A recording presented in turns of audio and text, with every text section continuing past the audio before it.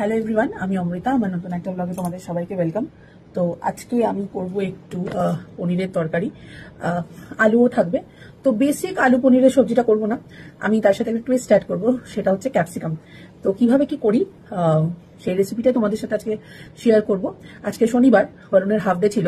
তো দুপুরবেলা আমরা ডাল আর কালকের মাটন কারি আর অল্প একটু চিকেন ছিল, চিকেন সসেজ ছিল, তো সেটাই হালকা ফ্রাই করে সটে করে খেয়ে নিয়েছি। ডাল একটু অল্প একটা দুটো মাটন ছিল আর আলু তো ছিলই, তো ওই দিয়ে দুপুরে খাওয়া হয়ে গেছে। তো ফ্রিজে ছিল পনির, তো আমি ভাবলাম পনির দিয়ে কি করা যায়। তো বরুণ খুব একটা ক্যাপসিকাম খেতে ভালোবাসে না, তো তো যেটা সবচেয়ে মেন ইনগ্রিডিয়েন্ট পনিরের জন্য, পনির গ্রেভির জন্য, সেটা হচ্ছে পনির। তো আমাদের এখানে ওরকম আলাদা করে পনির পাওয়া যায় না, যেমন ইন্ডিয়াতে মিষ্টির দোকানে বা যে কোনো স্টেশনারি মানে ফুড আইটেম গ্রসারি স্টোরে পাওয়া যায়, তো এরকম পনিরের প্যাকেট পাওয়া যায়। আর কিউবস, পনির কিউবস, তো অলরেডি পনির কিউব করা আছে। এইটা 100 গ্রামের একটা প্যাকেট। তো যেহেতু আলুও পড়বে ক্যাপসিকামও পড়বে, তো পনির 100 গ্রামেরই একটা প্যাকেট আমি ইউজ করি। তো চলুন সবার আগে সবজিগুলো কাটা দিয়ে শুরু করি। নিয়ে নিয়েছি 3টে আলু এরকম মাঝারি সাইজের, 2টো পেঁয়াজ, একটা একটু বড় আর একটা ছোট, 3টে কাঁচা লঙ্কা, আর একটা, এই যে আলুগুলো এখন ছুলে নিচ্ছি।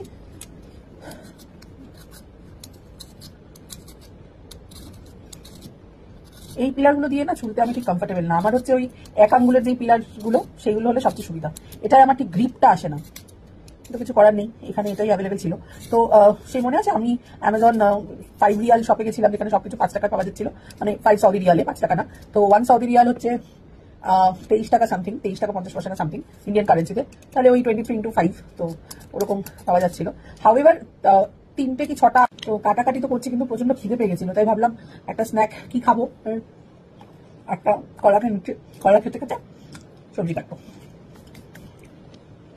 পেঁয়াজ কেটে নেবো, রাফলি চপ অ্যাজ ইউজুয়াল, আমি তো ওরকম ফাইন চপ পারি না।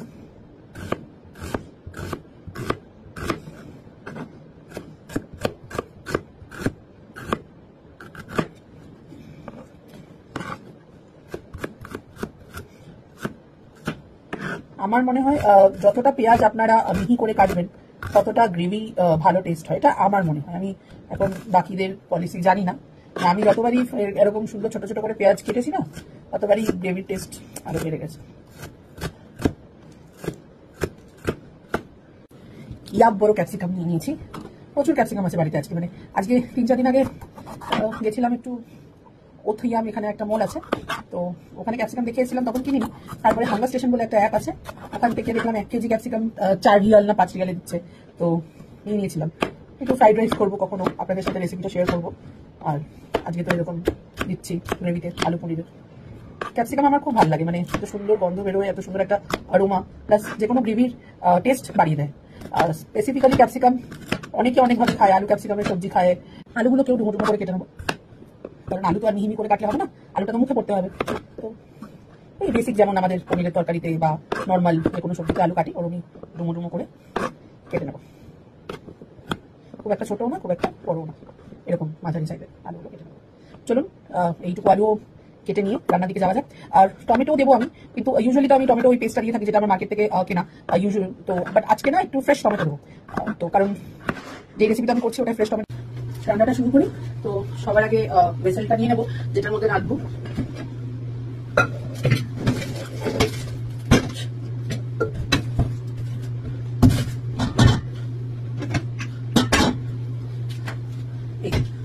এই বড় পাত্রটা নিয়ে নিলাম, ওখানেই রান্নাটা শুরু করবো। গ্যাসটা অন করে দিলাম, তো তাওয়াটা গরম হবে, কড়াইটা ততক্ষণ, তারপরে আলুগুলো ভেজে নেবো। গরম হয়ে গেছে, কড়াইটা দিয়ে দেবো তেল। আগের একটু তেল রাখা ছিল, সেটা ইউজ করে নেবো। এই যে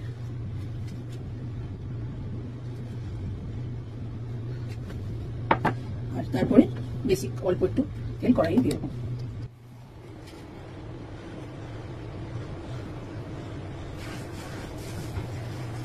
তেলটা দিয়ে দিলাম, তেলটা একটু গরম হয়ে যাক। তেলটা গরম হওয়ার পরে ডুমো ডুমো করে কেটে রাখা আলুগুলো দিয়ে দেবো। তেল হয়েছে গেছে গরম, এখন দিয়ে দিলাম একটু হলুদ গুঁড়ো,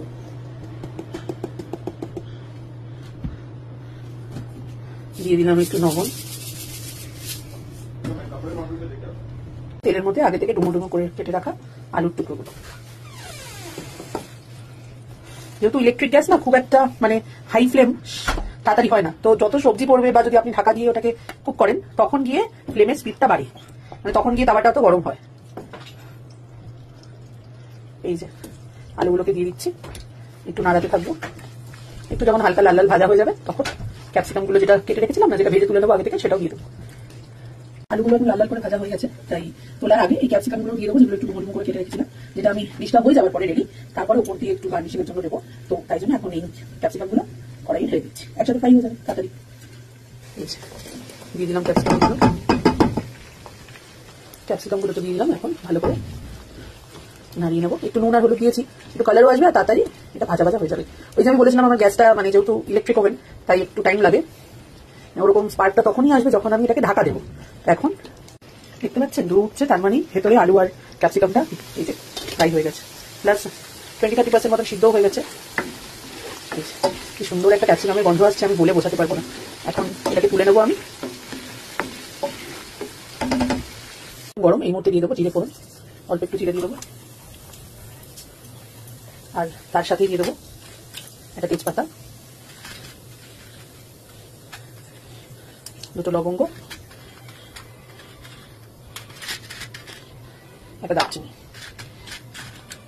দিয়ে ভালো করে একটু টস করে নেবো।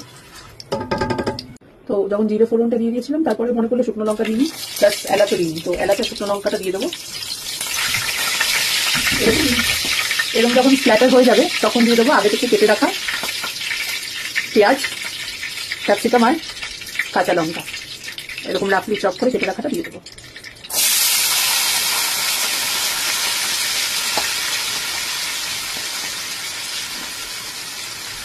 দিয়ে ভালো করে এটাকে হলুদ আর নুন তো আগেই তেলের মধ্যে দিয়ে রেখেছিলাম, তো ভালো করে সেদ্ধ হয়ে যাবে।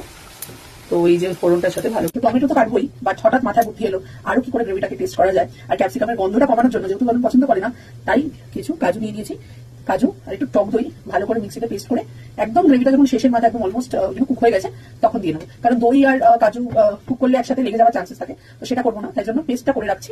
আর টমেটো নিয়ে নিয়েছি, কেটে নেবো টমেটোটা, চলুন পেস্টটা করে নিই, আর টমেটোটা কেটে মিক্সিতে পেস্ট করে নিয়েছি আমি, আর ইন্ডিমিটাইম এখানে টমেটোগুলো আমি কেটে নেবো।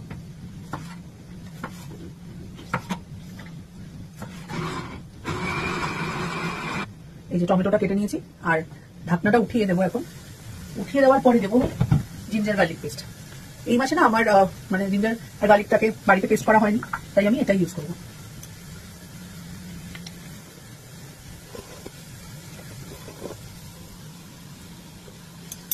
তো বাড়িতে ইউজুয়ালি আমি জিঞ্জার আর গার্লিকটাকে, তো জিঞ্জার গার্লিকের থেকে কাঁচা গন্ধটা চলে গেছে, এই সময় টমেটোটা দিয়ে দেবো, কারণ টমেটো একটু কুক হতে টাইম লাগে, তো ঠিক এটা দিয়ে দেবো ফ্রেশলি চপড টমেটো বা টমেটোস।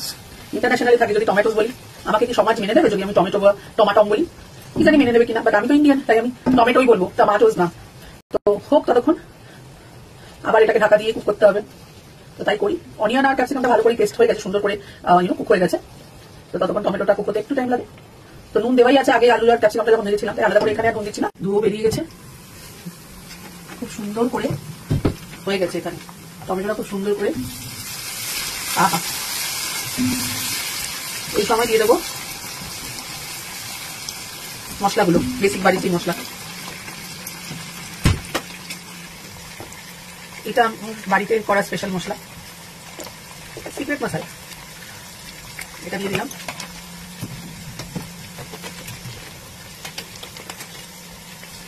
দিয়ে দেবো মশলাটা থেকে এরকম তেল ছাড়তে শুরু করে দিয়েছে, ঠিক এই টাইমে দিয়ে দেবো কাজু আর দইয়ের মিশ্রণটা। এটা ইনস্ট্যান্ট চালিয়ে নিতে হবে, না হলে লেগে যাওয়ার সম্ভাবনা থাকে।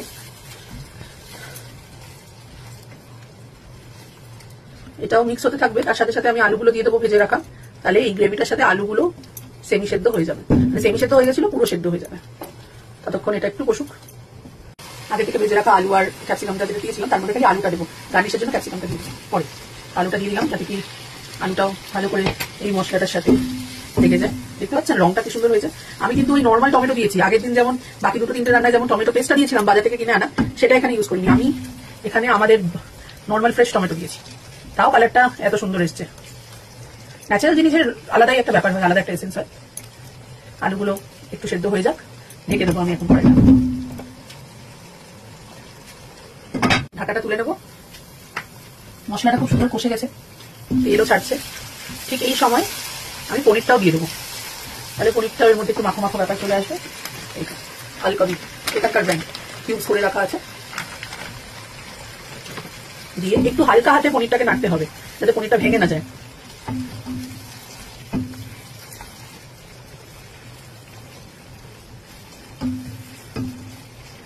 এরকম পনিরটা একটু হালকা হাতে ভাজা ভাজা যখন হয়ে যাবে, সাইড দিয়ে এরকম ধুয়ো বেরোচ্ছে। ক্যামেরায় আমি জানি না আমি কতটা বন্দি করতে পারলাম, বাট মানে আমি বলে বোঝাতে পারবো না, এত সুন্দর অরোমা আসছে। ক্যাপসিকামের একটা অরোমা, কাজু আর আলুর একটা সুগন্ধ টেস্ট, প্লাস দই দিয়েছি, ভীষণ মাখো মাখো একটা ব্যাপার। যেমন আমি ঢেকে একটু কুক করেছি, ঠিক তেমনই খুলে একটু কুক করবো 1 থেকে 2 মিনিট। বাট তার আগে দিয়ে দেবো আগে থেকে ভেজে রাখা এই ক্যাপসিকাম গুলো।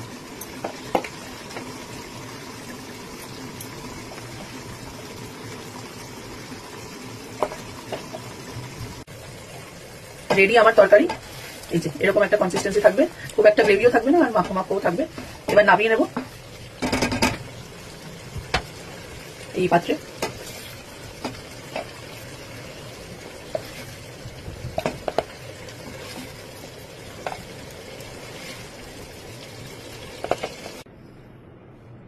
এই যে রেডি আমার পনিরের তরকারি, ক্যাপসিকাম, পনির, আলু।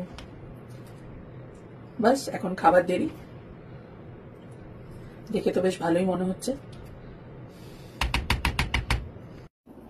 দেখতেই পেলেন আলু, পনির আর ক্যাপসিকামের গ্রেভি রেডি। রেসিপি তো আপনাদের সাথে শেয়ার করে দিলাম। আমার ব্লগস কেমন লাগছে, আমার রেসিপিগুলো কেমন লাগছে আমায় জানাবেন। আমি চেষ্টা করব আরো নতুন নতুন ব্লগ আনার, আরো নতুন নতুন রেসিপি আপনাদের সামনে তুলে ধরার। আমাকে কমেন্ট করে জানাবেন আপনাদের কাছে যদি কোনো রেসিপি থাকে, সেটা যদি আপনারা আমার চ্যানেলে বা আমার ব্লগসে দেখতে চান, আমায় অবশ্যই জানাবেন। আমি চেষ্টা করব ওইগুলোকেও কুক করার। তো এই ছিল আজকের ডিনারের প্ল্যান আমাদের, এই পরোটা দিয়ে খাবো। তো পরোটা বাইরে থেকে কিনে আনা হবে, বরুণ কিনে আনবে গিয়ে। আর বরুণ বললো কালকে দুপুরেও এই গ্রেভিটাই নিয়ে যাবে ও, সিম্পল ডাল ভাত নিয়ে যাবে না, কারণ দেখতেও ভালো লাগছে বলছে, প্লাস খেতেও ভালো হবে। একটু টেস্ট করে দেখেছি নুন হলুদ মানে নুন চিনি দেওয়ার সময় কেমন হয়েছে।